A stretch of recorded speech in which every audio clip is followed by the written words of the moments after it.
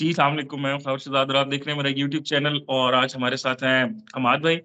आप लोगों ने बड़ी डिमांड की कि हमाद भाई का इंटरव्यू करके दें क्योंकि आज इनका रेज़िडेंस परमिट अप्रूव हो गया माशाल्लाह। तो सबसे पहले तो इनको बहुत ज़्यादा मुबारक हो हमारी तरफ से। अल्लाह इनको आगे भी आसानी से खैरियत से लेके आए इंशाल्लाह। तो चलें हमाद भाई, आपसे सुनते हैं आपकी कहानी। तो सबसे पहले आप अपना कोर्स बताएँ कहाँ पे है और कौन-सी सिटी, क्या मामला है?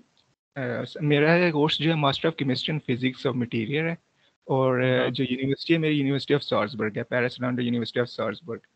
अच्छा जी, मैं चलो। केमिकल इंजीनियर हूँ। मैंने ये अपनी जो बीएससी केमिकल इंजीनियरिंग जो है वो यूनिवर्सिटी ऑफ गुजरात से की। उसके बाद हुँ, 2021 में पास आउट हुआ हूँ, जुलाई 2021 में। उसके बाद ऑलमोस्ट मैं जॉब की ट्राई में कर रहा था। फिर मैंने कोशिश की कि चले मैं मास्टर के लिए यानी कि ना फॉरेन अप्लाई करूँ तो हुँ, स्कॉलरशिप वगैरह मिल जाए या इस तरह। तो हुँ, दिसंबर 2021 में मैंने ना अपना प्रोसेस ऑस्ट्रिया का स्टार्ट किया। सबसे पहले मैंने अपने जो university of grass T U grass में मैंने फाइनल इंजीनियरिंग में अप्लाई की। फिर ठीक मुझे है, अपना विदाउट कोर्स लीगलाइज़ेशन आपने अप्लाई किया पहले? हाँ बिल्कुल, विदाउट लीगलाइजेशन। मुझे उस वक्त तो पता नहीं था लीगलाइजेशन वेरिफिकेशन भी कोई प्रोसेस है। हुँ, तो मैंने यानी कि उस वक्त मुझे इसकी गाइडेंस नहीं थी, मैंने अप्लाई कर दिया। तो फर्स्ट स्टेप था। उसके बाद मुझे अपना कोर्स इधर मिला यूनिवर्सिटी ऑफ साल्ज़बर्ग में, मैंने इधर अप्लाई किया। और यानी कि इंफॉर्मेशन के थ्रू मैंने मेल के थ्रू इंफॉर्मेशन वगैरह ली और उधर पे हुँ, मुझे जो जो डॉक्यूमेंट उन्होंने रिक्वायर्ड की थी, आप बाय मेल मुझे ना अप्लाई करना था साल्ज़बर्ग में, यूनिवर्सिटी ठीक ऑफ है, साल्ज़बर्ग में। ठीक है। तो डॉक्यूमेंट मैंने सारे कंपोज फाइल करके बाय मेल उनको अप्लाई कर दिया, अपने जो जो डॉक्यूमेंट रिक्वायर्ड थे। ये भी विदाउट हाँ, लीगलाइज्ड। हाँ, उस वक्त मुझे इवन कि मेरे पास डिग्री भी नहीं थी, अपनी फाइनल डिग्री। हुँ, तो हुँ। मैंने मेल करके पूछी उनसे कि ना मेरे पास फाइनल डिग्री नहीं है तो मैं ट्रांसक्रिप्ट के ज़रिए अप्लाई कर सकता हूँ। उन्होंने कहा मुझे एग्जाम्पशन दी कि हाँ आप कर सकते हैं डिग्री की, यानी कि डिग्री के बगैर आप फाइनल यानी कि इनिशियल अप्लाई कर सकते हैं। जब आपसे ठीक हम है, फाइनल यानी कि आपकी वेरिफिकेशन वगैरह यानी कि आपकी मेरिट वगैरह में नाम आ जाएगा तो हम फर्दर आपसे रिक्वायर करेंगे ये डिग्री वगैरह। हुँ, हुँ, तो मैंने अप्लाई कर दिया बगैर डिग्री के। और फिर दिसंबर में मैंने अप्लाई किया और जनवरी के एंड पे मुझे ना मेल आई कि ठीक है अब आपका इंटरव्यू होगा स्काइप के थ्रू। जी, तो 6 फरवरी को उन्होंने ना मुझे डेट दी कि आपका इंटरव्यू होगा। मैं ठीक सही है। है। 6 फरवरी को ऑलमोस्ट पाकिस्तानी टाइम 2 PM या 2:30 PM में मेरा इंटरव्यू स्टार्ट हो गया। आधा हुँ, घंटे उन्होंने इंटरव्यू यानी मेल में बताया था कि आपका इंटरव्यू अगर आधा घंटे तकरीबन पूरा इंटरव्यू मेरा हुआ। ठीक उसके है। बाद हाँ ये क्या-क्या सिक्स पूछा रफली कुछ याद है कि थोड़ा बच्चों को आइडिया हो जाए? हाँ, ये ज़्यादातर इंटरव्यू जो आपका कोर्स रिलेटेड, ज़्यादातर एक्सपेरिमेंटल कोर्स आपने, क्योंकि मैं इंजीनियर्स तो लैब वर्क काफ़ी मैंने किया, प्रोजेक्ट मैंने किया था, प्रोजेक्ट के रिलेटेड आप ज़्यादा कोर्स उन्होंने पूछा। फिर लैब वर्क, हुँ, जॉब कर रहा था तो जॉब के रिलेटेड कि आप जॉब प्रैक्टिकली करें, इसमें आप यानी कि फील्ड की क्या जॉब है ये वो। हुँ, ऑलमोस्ट सारे यानी कि उन्होंने बेसिक से लेके और इनिशियल टॉप लेवल तक सब टच किया, यानी कि प्रोफेशनल ठीक है, लेवल का इंटरव्यू उन्होंने ली। तो वेरी गुड। इंटरव्यू से 14 फरवरी को ना मुझे मेल आ गई कि नॉमिनेशन यानी कि मेल कि आपके यानी कि आपने इंटरव्यू क्लियर कर लिया, अब आपकी फाइनल जो स्टेप यही है कि आप लीगलाइजेशन। हाँ, एक चीज़ ये है कि इन्होंने जो लैंग्वेज कोई टेस्ट नहीं था मांगा ना आर्ट्स वगैरह। उन्होंने कहा था हम जो इंटरव्यू लेंगे इंटरव्यू में ही उसी में आपकी चेक इंग्लिश करेंगे। स्पीकिंग ये सब कुछ चेक कर लेंगे। हुँ, अगर आप ये क्लियर करते हैं तब आपको हम यानी कि हमें ना कोई लैंग्वेज टेस्ट वगैरह की ज़रूरत नहीं है देने की, आपको देने की। ठीक तो है, वही फिर मेल में उन्होंने थ्रू आउट सारा यानी कि ना बता दिया कि अब आपको कोई आईएलटीएस या कोई टेस्ट इंग्लिश प्रोफिशिएंसी लेटर वगैरह सबमिट करने की ज़रूरत नहीं है। अब सिर्फ फाइनल ट्रांसक्रिप्ट और फाइनल डिग्री जो अपनी बाय स्कैन करके बाय मेल अभी इस स्टेट में जब वो बाय हाँ, जब आप यहाँ आएँगे अपने यानी कि यूनिवर्सिटी में तब आपको फिज़िकली हार्ड फॉर्म में सेम वही कॉपीज़ सबमिट करवानी पड़ेगी। ठीक है। तो पहले फिर आपने मुझे सिर्फ़ पता लगा। उनको बाय बाय मेल लीगलाइज़ सेंड की और आपने कहा सिर्फ़ डिग्री और वो ट्रांसक्रिप्ट्स, आपने एफएससी मैट्रिक नहीं कराया? नहीं, बिल्कुल, बिल्कुल। उन्होंने यानी कि ना बाय मेल सब कुछ क्लियर कर दिया कि आपने ये 2 डॉक्यूमेंट्स और पासपोर्ट और अपनी ना ये 3 डॉक्यूमेंट्स ना डिमांड की उन्होंने। तो मुझे ठीक है। ज़रूरत नहीं था फिर बाकी यानी कि और कुछ लीगलाइज़ करवाने की ये वो।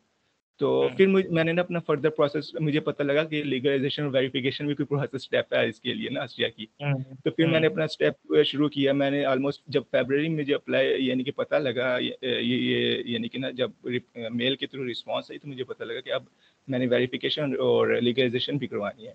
तो 20 फेब को मैंने मेल की एम्बेसी को उसकी यानी कि वेरिफिकेशन की, अपॉइंटमेंट की।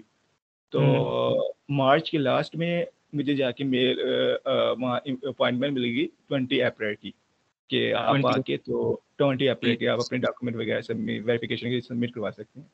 तो मैंने वही फिर IBCC और मोफा वगैरह जो भी HEC से डॉक्यूमेंट वगैरह अटेस्टेशन थी वो क्लियर की अपने, और 20 अप्रैल को मैं एम्बेसी में सबमिट करवा के आ गया। हाँ, मैंने सितंबर 2022 के लिए अप्लाई किया था वो यूनिवर्सिटी ऑफ साउथ में, मगर चूंकि ये वेरिफिकेशन लीगलाइजेशन स्टेप मुझे नहीं था पता ये भी एक स्टेप है, तो इस वजह से ना मुझे यानी कि एक इशू हुआ। तो फिर उन्होंने ना कहा था कि आप सितंबर इनटेक के लिए आपको 10 अगस्त तक अपनी स्कैन डॉक्यूमेंट सबमिट करवाना पड़ेगा ये बाय मेल।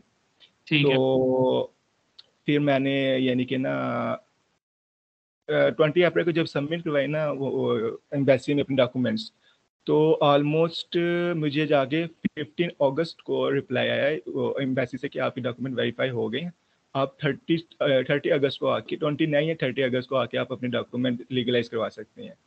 ठीक है। तो मैं सेम इसी तरह 30 अगस्त को जाके लीगलाइज डिग्री और ट्रांसक्रिप्ट और बर्थ सर्टिफिकेट उस वक्त मैंने ना लीगलाइज करवा लिया, और ठीक है। बाकी सर्टिफिकेट पीछे रह गई, वो मैंने कहा कि मैं RP के टाइम करवा लूंगा। आरपी के टाइम एम्बेसी भी कराऊंगा, मैंने सही है। उनको कह दिया RP के टाइम, हम्म। तो उन्होंने कहा ठीक है आप हम्म। करवा सकते हैं। तो हम्म।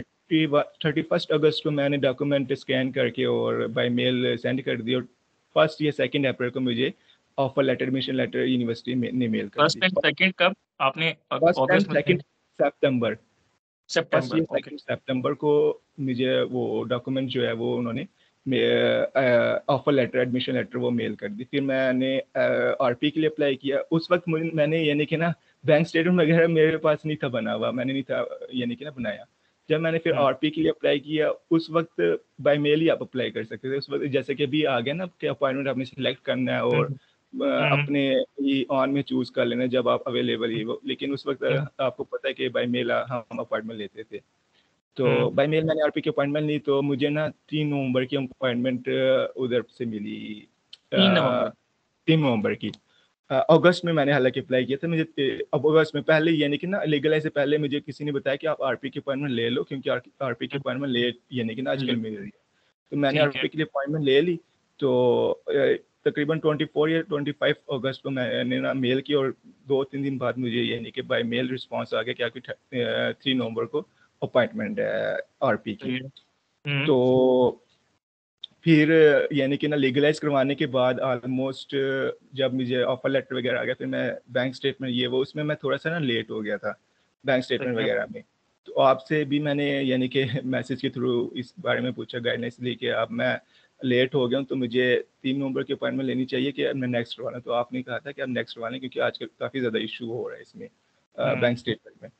तो फिर मैंने उस वक्त ये ऑलमोस्ट फर्स्ट ईयर 29 अक्टूबर को 30 या 29 अक्टूबर को मैंने दोबारा अपॉइंटमेंट ली। मुझे ये उस वक्त फिर ये न्यू सिस्टम आ गया था, तो मैंने ना खुद सेलेक्ट की 30 नवंबर की जो फर्स्ट अपॉइंटमेंट मिली थी उस वक्त, या 30 नवंबर इसके बाद की। तो फिर मैंने 30 नवंबर की सिलेक्ट कर ली। 30 नवंबर को फिर मेरा ना RP अपॉइंटमेंट था। बैंक ठीक है। स्टेटमेंट वगैरह मेरा जो क्लोजिंग वो स्टेटमेंट था वो था 8 नवंबर का, और 29 नवंबर को मैंने स्टेटमेंट निकलवाई। 30 नवंबर को मैंने एम्बेसी में मतलब आप कह फाइनेंशियल। रहे हो कि आपने 8 नवंबर को पैसे डाले हैं और ट्वेंटी जी नाइन जी। नवंबर को आपने हाँ, एक ये पैसे महीने। मैंने निकलवाए नहीं, स्टेटमेंट मैंने निकलवाई है।